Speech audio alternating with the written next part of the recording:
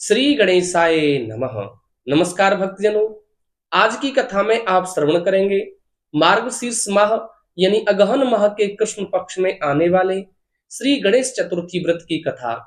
आप सभी भक्तजन कथा को श्रद्धा पूर्वक श्रवण करिए। उससे पहले यदि आप हमारे इस चैनल पर पहली बार कथा श्रवण कर रहे हैं, आपसे विनती है कृपया आप हमारे इस चैनल को जरूर सब्सक्राइब करें और फेसबुक पेज ब्रह्मानंद पारासर को भी अवश्य फॉलो करें। बोलिए श्री गणेश भगवान की जय। अब आप कथा को श्रद्धा पूर्वक श्रवण करिए। एक बार की बात है, पार्वती जी ने गजानन से पूछा कि अगहन मास के कृष्ण पक्ष की चतुर्थी को किस गणेश जी की पूजा और किस ढंग से करनी चाहिए। गणेश जी ने कहा, हे माता, अगहन मास में पहले कही गई विधि से ही गजानन नामक गणेश की उपासना करनी चाहिए। इसके बाद अर्घ देना चाहिए। सारे दिन व्रत करके पूजन के बाद ब्राह्मण को भोजन कराकर जौ, चावल, चीनी, तिल और घी से सामग्री बना करके हवन कराना चाहिए, तो वह अपने दुश्मन को भी अपने बस में कर सकता है। इस बारे में हम तुम्हें एक बहुत प्राचीन कथा श्रवण कराते हैं।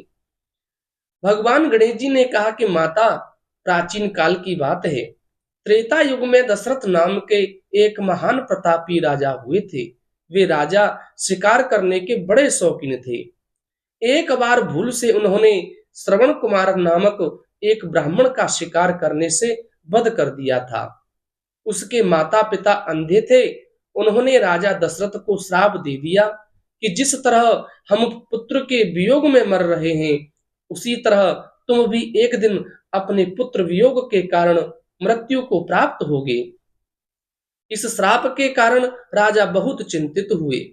उन्होंने पुत्रेष्ठ यज्ञ करवाया और इस यज्ञ के कारण भगवान जगदीश्वर श्री रामचंद्र जी के रूप में अवतार लेकर के आए और लक्ष्मी जी सीता जी के रूप में पृथ्वी पर अवतरित हुई। पिताजी की आज्ञा को पाकर के भगवान श्री राम ने सीता और लक्ष्मण सहित वन में खर और दूषण आदि अनेक राक्षसों का संहार भी किया। इससे क्रुद्ध होकर रावण ने सीता का हरण कर लिया। सीता जी के हरण होने के दुख से भगवान श्री राम ने पंचवटी को छोड़ दिया और ऋषिमुख पर्वत पर जाकर सुग्रीव से मित्रता की। इसके बाद हनुमान आदि वानर सेना सीता जी की तलाश में लग गई। ढूंढते ढूंढते वानरों ने गिद्धराज संपाति को देखा। संपाति ने इन वानरों को देख करके पूछा कि तुम कौन हो और इस वन में कैसे आए हो, किसने तुम्हें भेजा है। संपाति के ऐसा पूछने पर वानरों ने कहा कि हे महाराज, दशरथ जी के पुत्र श्री राम सीता जी और लक्ष्मण सहित दंडक वन में आए हैं। वन में उनकी पत्नी सीता का हरण किसी ने कर लिया है। इसलिए हे मित्र, हमें पता नहीं है कि माता सीता कहाँ हैं। यह सुनकर संपाति ने कहा, तुम सब श्री रामचंद्र जी के भक्त और सेवक होने के कारण हमारे भी मित्र हो। माता जानकी को किसने हरा है और वे कहाँ हैं, इसका मुझे पता है।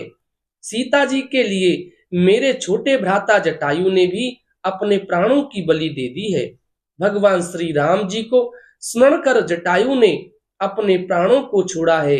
यहाँ से कुछ दूरी पर ही समुद्र है, जिसके उस पार राक्षसों की नगरी है। उस नगरी में शीशम के वृक्ष के नीचे सीता जी बैठी हुई हैं। रावण द्वारा हरण की गई सीता जी मुझे अभी भी दिखाई दे रही हैं। मैं आपको सत्य बता रहा हूँ, समस्त वानरों में केवल हनुमान जी ही परम बलशाली हैं, इसलिए उन्हें वहां जाना चाहिए। वे ही अपने बल से समुद्र को पार कर सकते हैं, अन्य कोई इसको पार नहीं कर सकता। संपाति की बात सुनकर हनुमान जी ने पूछा कि हे संपाति, इस विशाल समुद्र को मैं कैसे लांघ सकता हूँ। जब यह सब वानर समुद्र को पार नहीं कर सकते, तब मैं अकेला समुद्र को पार कैसे कर सकता हूँ। श्री हनुमान जी की बात सुनकर संपाति ने कहा, हे सखा, आप संकट नाशक गणेश चतुर्थी का व्रत रखें और इस व्रत के प्रभाव से आप कुछ ही क्षण में सागर को पार कर लेंगे। संपाति के कथानुसार हनुमान जी ने संकट चतुर्थी के सुंदर व्रत को किया है और अचल सुते इसके प्रभाव से हनुमान जी कुछ ही क्षण में सागर को लांग गए। इस संसार में इस व्रत के समान अन्य कोई व्रत सुखदायक नहीं है। कृष्ण जी कहते हैं कि धर्मराज युधिष्ठिर, आप भी इस व्रत को करिए और इस व्रत के करने से आप शीघ्र ही अपने शत्रुओं को पराजित कर समस्त राज्य के स्वामी बनेंगे। देवकी नंदन श्री कृष्ण के वचनों को सुनकर युधिष्ठिर जी ने श्री गणेश चतुर्थी का व्रत किया और इस व्रत के परिणाम स्वरूप वे अपने समस्त शत्रुओं को परास्त करके राज्य के स्वामी बने। बोले श्री गणेश भगवान की जय। ऐसी ही सुंदर कथाओं को श्रवण करने के लिए आप हमारे इस चैनल आध्यात्मिक एस्ट्रो को जरूर सब्सक्राइब करें और फेसबुक पेज ब्रह्मानंद पाराशर को अवश्य फॉलो करें।